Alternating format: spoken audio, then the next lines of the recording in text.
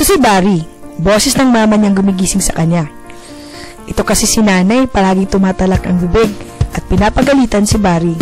Palaging nagtatanong kung saan siya nanggaling kagabi o kung bakit hanggang ngayon wala pa siyang trabaho. Ang ingay, no? Hay. Kaya, minsan, nagmamadaling lumalabas si Barry sa bahay para magtambay somewhere. Ay, walang magawa si Barry hanggang nakita niya si Edward, yung favorite biktima niya. Dali kasi mabuli ni Edward eh. Tuloy siya yung pinagtitipan ni Barry. Ay, nagmamadali yata. Papunta pala sa trabaho si Edward. Sa trabaho, kahit maraming deadlines, palaging relax si Edward. Ayan, pa-Facebook, pa-chat-chat. Yan lang yung ginagawa niya sa office. Nagtambak yung trabaho niya. Laging nagpo-procrastinate. Ganyan talaga si Edward. Ayan, nandiyan na yung boss niya. Oh, ayaw pa niyang pansinin, no? Oh, ayaw. Hoy, hindi pala office ni Edward to. Sa boss pala niya. Pa-Facebook pa. Kung makaasta, para siyang boss eh. Ayan, sinisante tuloy. Bye-bye, Edward.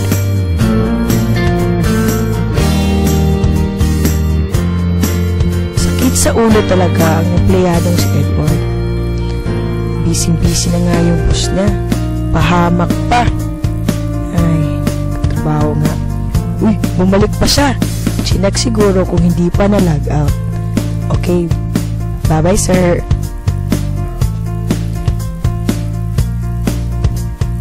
Ito si Boss Julius.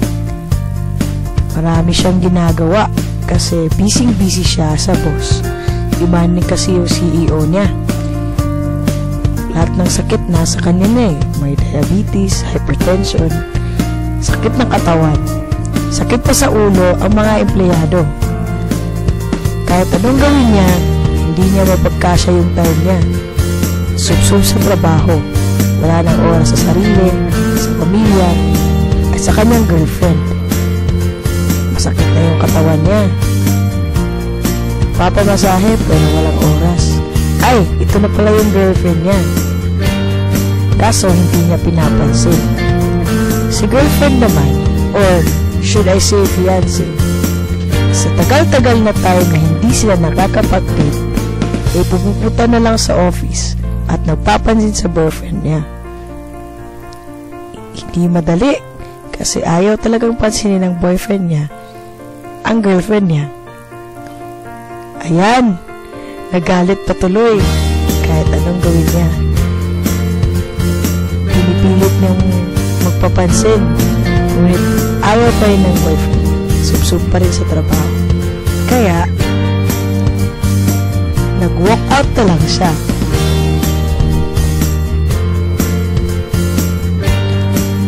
Ito si Mars, ang fiancé ng boss.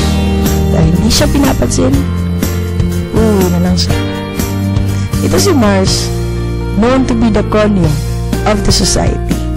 Ang arte-arte, mahilig magporma, the fashionista. Kaya, kung ayaw niya sa isang bagay na madumi, tumatakas siya. Yaks, ayan. Dahil sa bumamadali niyang makatakas, oops! Nakapilok tuloy.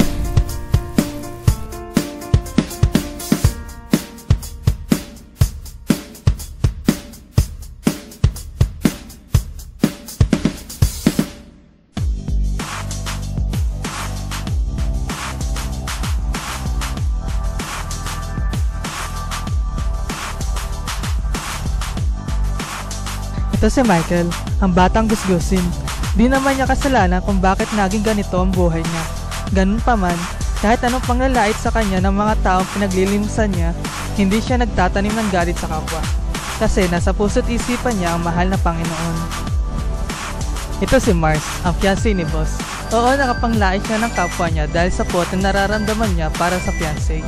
Pero dahil sa kabutihang pinakita ng batang gusgusin sa kanya, nakita niya ang kabutihan ng Panginoon at nahanap niya sa sarili ang kapatawaran para sa minamahal.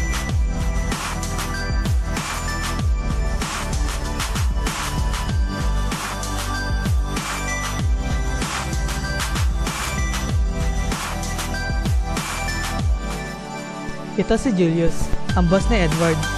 Sa pagiging busy niya sa trabaho, di niya nasusubaybayan ng maayos ang mga empleyado niya. Kaya tuloy, di niya naasahan si Edward na gawin ito ng maayos ang trabaho nila. Ganun pa man, dahil sa kapatawarang natanggap mula sa fiancé, naalala niya may Panginoon siyang sinumpaang aalagaan ang bawat relasyong biyaya sa kanya.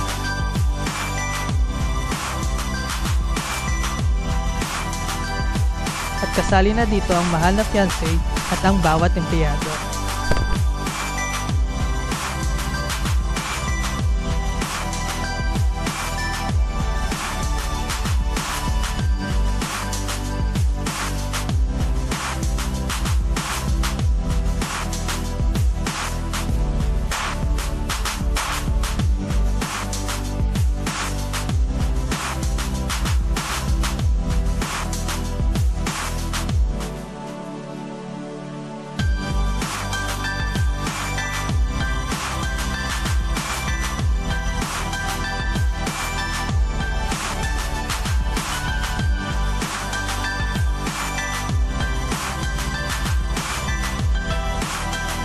Ito si Edward, ang paboritong ibuli ni Barry.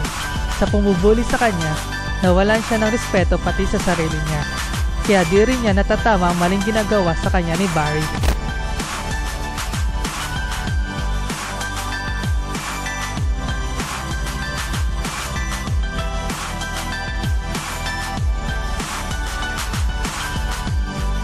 Ngunit, dahil sa pangalawang pagkakataong binigay sa kanya ng boss niya upang ayusin ang trabaho, naalala niya may Panginoon na handa magpatawad.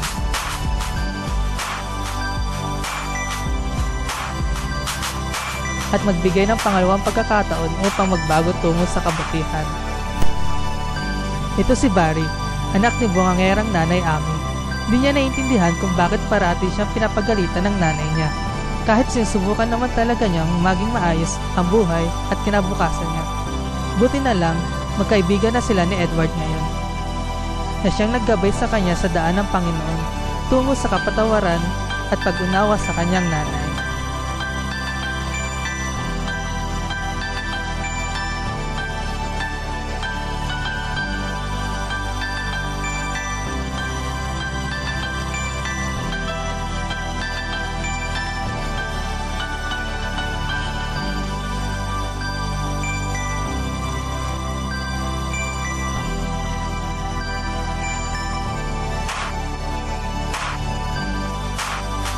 Ito si Nanay Amy, ang ilaw ng tahanan na minsan ay naliligaw din ng landas sa tamang pag-aalaga ng kabataan. Ngunit, may Panginoon siyang nakilala sa kapatawaran at kabutihan loob ng anak niya sa kanya.